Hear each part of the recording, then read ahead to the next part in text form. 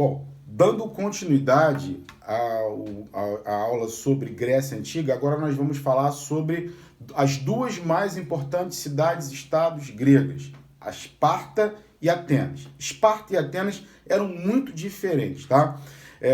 Inclusive, apresentaram uma rivalidade muito forte, né, ao longo do tempo. Vamos entender um pouquinho sobre cada uma delas. Vou começar falando sobre Esparta.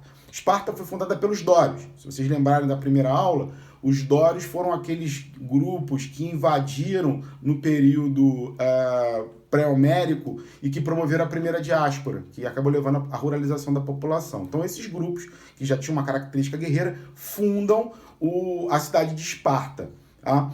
Essa cidade, ela teve como característica central o militarismo, o isolacionismo e o conservadorismo. Era uma cidade que tinha uma economia baseada na agricultura, praticavam também o pastoreio. Entretanto, a guerra acabava se tornando um mecanismo muito fundamental no desenvolvimento econômico. Por quê? A partir da guerra era possível a venda de escravos, uma fonte de renda importante para a civilização espartana. Licurgo é um nome mítico que era usado para poder ser como se fosse o criador da legislação espartana. Na mitologia, na lenda espartana, eles afirmam que Apolo transmite informações a Licurgo, Licurgo escreve as bases jurídicas dessa civilização de característica militar. Isso é um ponto importantíssimo para ressaltar. A sociedade espartana era dividida entre os esparciatas, que eram os proprietários de terra, eram aqueles que concentravam o poder político, os periecos, que eram comerciantes, eram artesãos, eram obrigados a servir o exército, mas não tinham direito político, e os ilotas, que formavam escravos, uma espécie de servidores do Estado. Então, era esse o modelo de sociedade. Tá?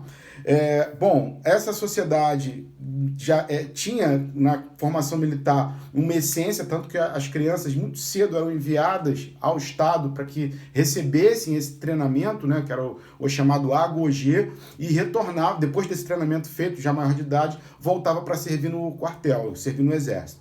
Ficando no exército até chegar uma determinada idade que era permitido que eles pudessem se dedicar a outras atividades.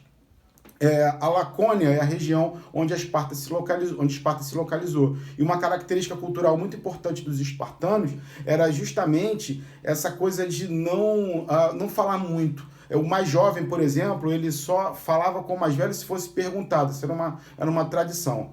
Era um regime muito fechado, né? Um regime muito estático esse que Esparta desenvolveu. Atenas foi bem diferente. Atenas é considerado grande cidade da civilização grega, experimentou várias formas de modelo político. Originalmente, Atenas experimentou a monarquia, depois passou pela aristocracia, até que, enfim, chegou à democracia. Atenas se localizava na planície da Ática, foi fundada pelos jônios, né, um dos grupos de origem europeia que nós falamos na formação da Grécia. Tinha uma economia caracterizada pelo comércio. Originalmente era uma sociedade rural, mas o comércio foi se desenvolvendo, principalmente depois da segunda diáspora grega. A localização geográfica de Atenas facilitava muito esse desenvolvimento no campo econômico, no campo comercial. Agora, o que faz de Atenas uma cidade tão referencial na Antiguidade Clássica e tão importante assim para a formação do Ocidente? É que lá surgiu a chamada democracia. Então vamos entender como é que essa democracia se moldou. Primeiro, para poder compreender, nós temos que falar das reformas políticas que foram empreendidas por alguns legisladores importantes. Dentre eles, Drácon, que inclusive ficou muito famoso, né? O termo, quando se fala sobre severidade, sempre fala-se sobre ser draconiano. O que são as leis draconianas? São leis de rigidez, né? Punições muito severas, que foram implementadas justamente para poder manter uma ordem em Atenas. Solon foi outro legislador que deixa um legado importante. Por exemplo, ele determina o fim da escravidão por dívida e também vai estabelecer um sistema de pesos e medidas. Agora, quem realmente coloca a cereja do bolo para o processo de consolidação da democracia é Clístenes. Porque ele vai promover a adoção da igualdade de direito entre os cidadãos. Agora, um detalhe importantíssimo. Quem era considerado cidadão em Atenas? Apenas homens, filhos de pai e mãe ateniense. Tá? Só esses é que tinham direito de exercer o poder político.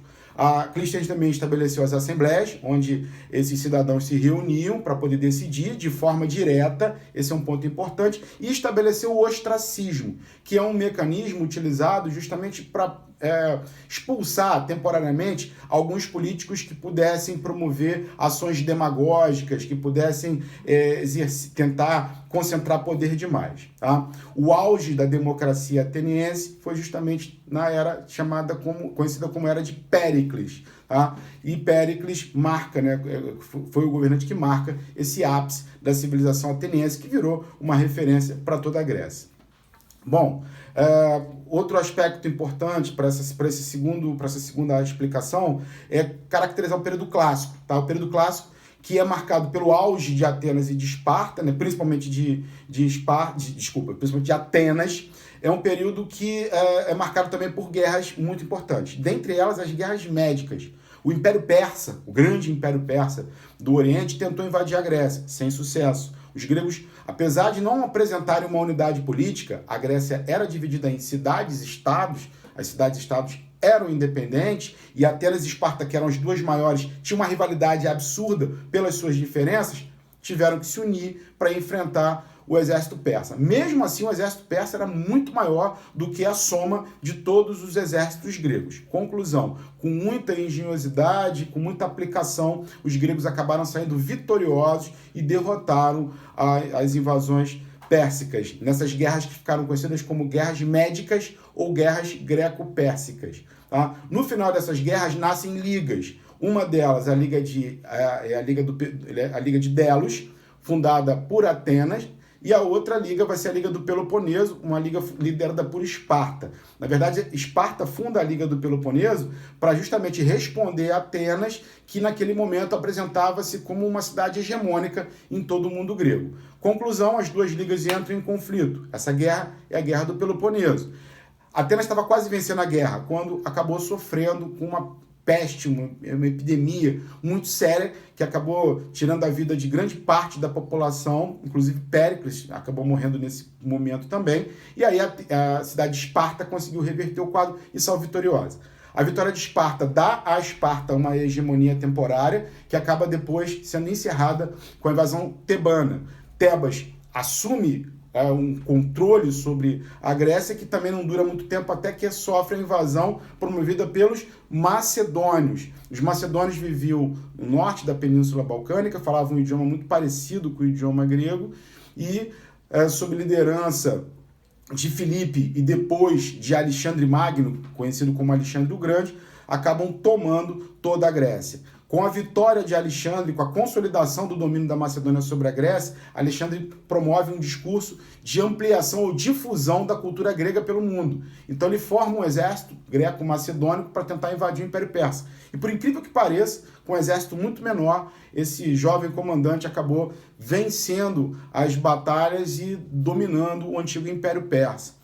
Alexandre o Grande é o responsável pela difusão do chamado helenismo, que é uma tentativa de mistura da cultura grega com a cultura oriental. As cidades que Alexandre fundava normalmente recebiam o nome de Alexandrias. Ele era um sujeito muito egocêntrico e tem uma peculiaridade, morre muito jovem. Com menos de 33 anos de idade, Alexandre morre provavelmente vítima de alguma doença que ele contraiu no sudeste da Ásia ou envenenamento, né? Então a morte foi por doença, uma febre muito forte que acabou levando Alexandre. Para finalizar essa segunda aula, eu queria destacar alguns aspectos da cultura grega. A religião era politeísta, os deuses gregos tinham formas humanas, interagiam inclusive com as pessoas. A mitologia deixa um legado muito forte, né, especialmente numa perspectiva antropocêntrica, como o homem superando tudo. A filosofia, nem se fala a importância da filosofia. Sócrates, Aristóteles e Platão formam um tripé que tem uma influência enorme no pensamento ocidental, além de legados como na arquitetura, vários estilos desenvolvidos pelos gregos, como o jônio, o estilo que foi um estilo dório, né? Estilos de arquiteto coríntio, estilos muito sofisticados. O teatro é outro legado também da civilização grega e a prática de esculturas, tá? Bom, pessoal, então é isso sobre a civilização grega, buscando resumir da melhor forma possível.